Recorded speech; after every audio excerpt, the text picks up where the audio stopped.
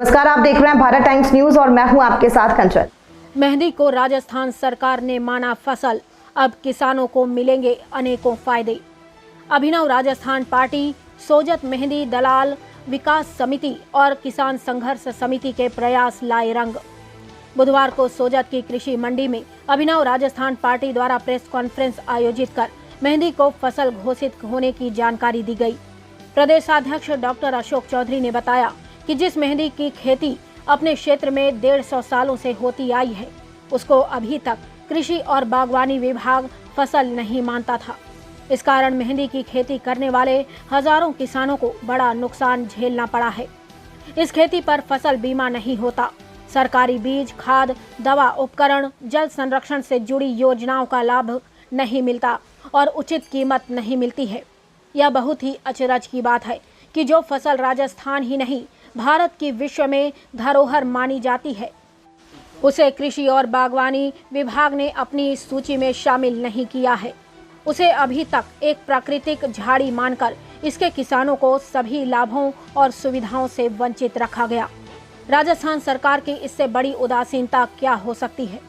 इस मुद्दे को लेकर सोजत क्षेत्र के किसानों की संघर्ष समिति ने लंबे समय तक संघर्ष किया है। स्थानीय सोजत मेहंदी दलाल विकास समिति भी इस मुद्दे पर सरकार से बार बार आग्रह करती रही है, लेकिन सरकार के कान पर जूं तक नहीं रेंगी। ऐसे में अभिनव राजस्थान पार्टी वर्ष 2019 में सदन में आई। जब तीनों संगठन साथ आए तो सुखद परिणाम सामने आया है।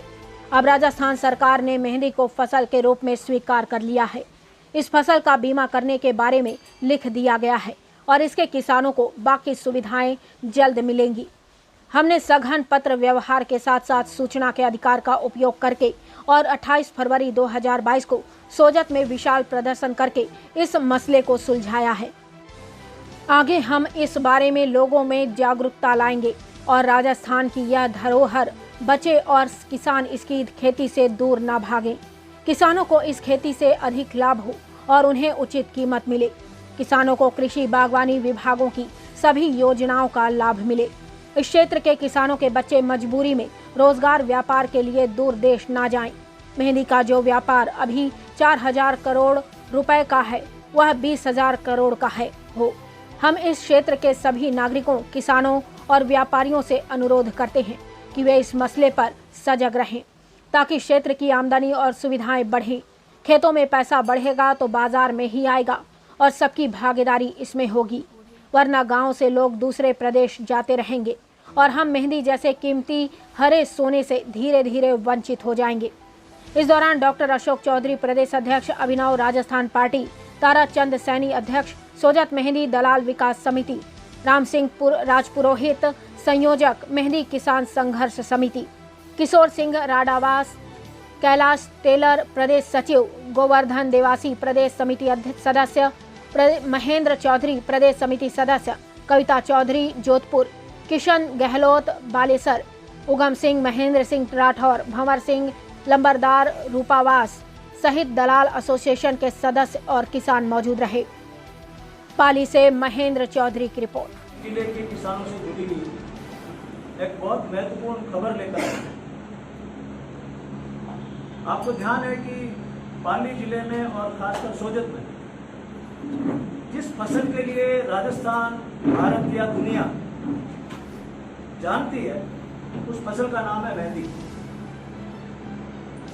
लेकिन बड़े दुख की बात है, इतने सालों से योजनाएं चलने के बावजूद मेहंदी को अभी तक सरकार ने अधिकृत रूप से फसल नहीं माना था।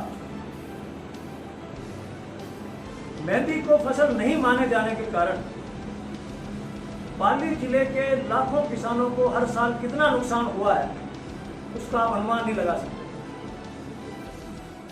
2005 से इसको लेकर आंदोलन चल रहा है। किसान संघर्ष समिति, मेहंदी दलाल विकास समिति लगातार आंदोलन कर रही है और एक ही बात कह रही है कि आप मेहंदी को फसल घोषित कर दीजिए। अब बाहर से दिखने में तो फसल है, लोग खेती करते हैं, लेकिन सरकार के कृषि और बागवानी विभाग में रिकॉर्ड में कई फसल मेहंदी के रूप में लिखी हुई नहीं है। इस कारण से बागवानी और कृषि विभाग की किसी भी योजना का लाभ मेहंदी की खेती करने वाले किसानों को नहीं मिलता। ना तो फसल का बीमा होता है, ना इनको खाद बीज दूसरी जो सुविधाएं मिलती हैं सरकार की तरफ से वो मिलती है, ना मेहंदी के नाम से आप कोई उपकरण खरीदना चाहते हैं, ट्रैक्टर खरीदना चाहते हैं, उसका कोई अनुदान मिलता है, और ना उचित मूल्य मिलता है। जब ये फसल है ही नहीं तो फसल बीमा कैसे हो सकता है? जब ये फसल है ही नहीं तो इसका उचित मूल्य कैसे घोषित कर सकते हैं? राजस्थान की सरकार इतने सालों से एक बड़ी गफलत में जी रही है और किसानों को इसमें पटके हुए है कि मेहंदी हमारे हिसाब से फसल नहीं है।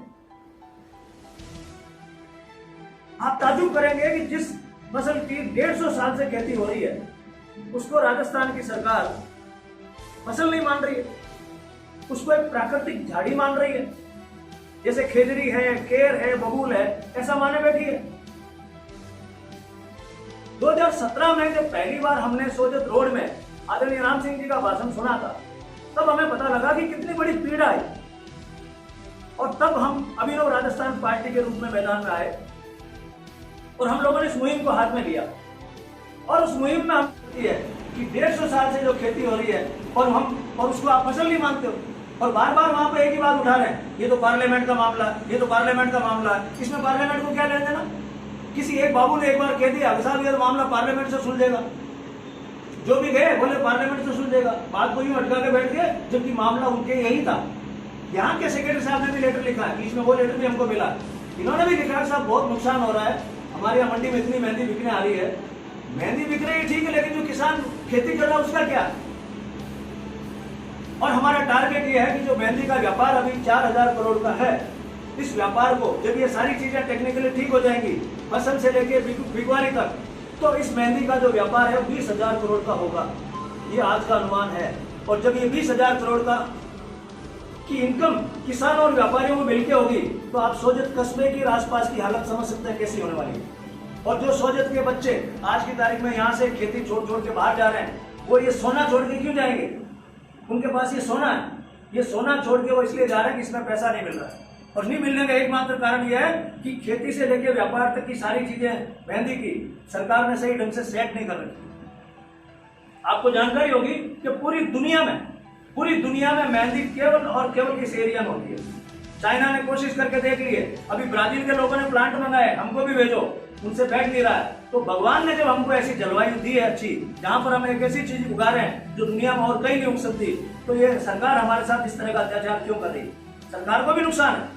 सरकार अगर ज्यादा उत्पादन होगा तो सरकार को खूब फायदा होगा, सरकार को नुकसान नहीं है। उस सरकार को जगाने के लिए हम लोगों ने साल भर से मिशन चला रखा है, और मुझे खुशी है कि आज हम इस मुकाम पर आए कि ये जो बहुत बड़ा रोड़ा अटका हुआ था कि क्या करें फसल ही नहीं है, क्या करें फसल ही नहीं है, उसको हमने हटा दिया। तो ये हमारे जो 3 संगठन है, अभिनव राजस्थान पार्टी, दलाल विकास समिति और किसान संघर्ष समिति, इन तीनों की संयुक्त सफलता है। हम सब ने मिलकर ये काम किया है और हम चाहते हैं कि राजस्थान के अलग अलग हिस्सों में इसी तरह से सारे संगठन मिलके अलग अलग ऐसे मुद्दों को सुलझाएंगे तो राजस्थान में विकास होगा। ये बात आज आपके सामने मैं कहना चाह रहा था। हम लोग ये बात कहीं से भी घोषित कर सकते थे, लेकिन हमने सोजत को इसलिए चुना कि यहाँ पे मेहंदी होती है, यहाँ पे मंडी है, तो हमारे आदरणीय पत्रकार बंधुओं को हमने इसलिए यहीं पे आके कागज दिए सारे। हम ये नहीं कह रहे हमने करवा दिया, कल को कोई और होर्डिंग लगा देगा यहाँ पर और कह देगा हमने कराया, तो आप उनसे पूछिएगा आपका कोई कागज, कोई प्रयास कुछ तो बताओ। कल को क्या आदत होती है लोगों की, कहीं से कागज लाके कि हमने करवा दिया, इसलिए हमें ये प्रेस कॉन्फ्रेंस आपके सामने करनी पड़ी और कागज जिम्मेदार लोगों के हाथ में देने पड़े, ताकि कल को आप बता सकें हमारे पास ये कागज है। मेहंदी की जो खेती करते हैं उन किसानों को मेरी खूब सारी